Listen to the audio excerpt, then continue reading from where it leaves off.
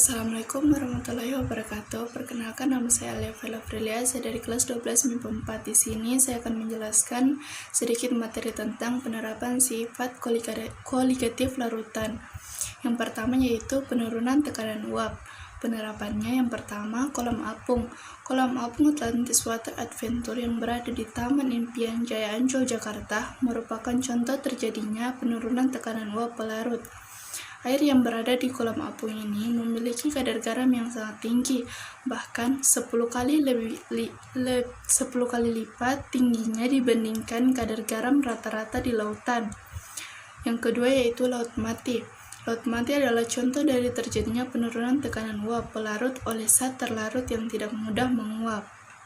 Ketiga yaitu benzina murni. Untuk mendapatkan benzina murni menggunakan pemisahan campuran dengan distilasi bertingkat dengan menggunakan prinsip perbedaan tekanan uap antara zat pelarut dengan zat terlarut.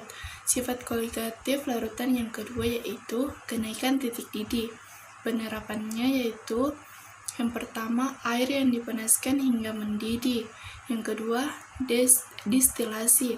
Distilasi adalah proses pemisahan senyawa dalam suatu larutan dengan cara pendidihan. Larutan yang akan dipisahkan dengan zat terlarutnya, suhunya dinaikkan secara perlahan agar zat terlarut menguap dan dapat dipisahkan dengan pelarutnya. Yang ketiga yaitu penambahan garam saat memasak makanan. Sifat koligatif larutan yang ketiga yaitu penurunan titik beku. Penerapannya ialah pembuatan es krim yang lembut. Yang kedua, anti beku pada radiator mobil. Untuk mengatasi agar air radiator tidak mudah membeku, maka ditambahkan cairan yang sulit membeku, yakni etilen glikol. Dengan penambahan cairan ini, nantinya air radiator tidak mudah membeku karena terjadi penurunan titik beku cairan radiator.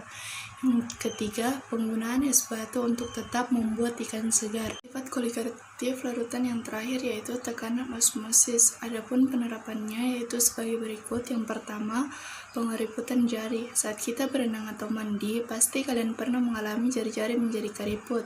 Peristiwa tersebut karena proses osmosis. Kulit jari-jari kita menyerap air dan mengembang atau membengkak, sehingga mengakibatkan jari-jari menjadi keriput. Yang kedua yaitu dapat membantu mengawetkan makanan. Mengapa kita bisa menikmati acar dan selai untuk waktu yang lebih lama tanpa takut rusak? Hal ini merupakan proses osmotik di mana keduanya mengandung garam dan gula dalam proporsi tinggi, berfungsi sebagai pengawet alami untuk buah dan sayuran. Penggunaan garam dan gula yang tinggi menyebabkan hipertonik terhadap sel bakteri, menyebabkan sel bakteri kehilangan air. Dan yang terakhir yaitu terasa haus saat memakan asin.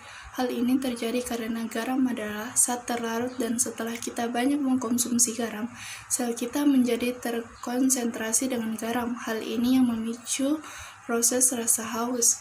Cukup sekian penyampaian materi dari saya. Bila ada salah kata mohon dimaafkan. Wabillahi taufiq wal hidayah. Wassalamualaikum warahmatullahi wabarakatuh.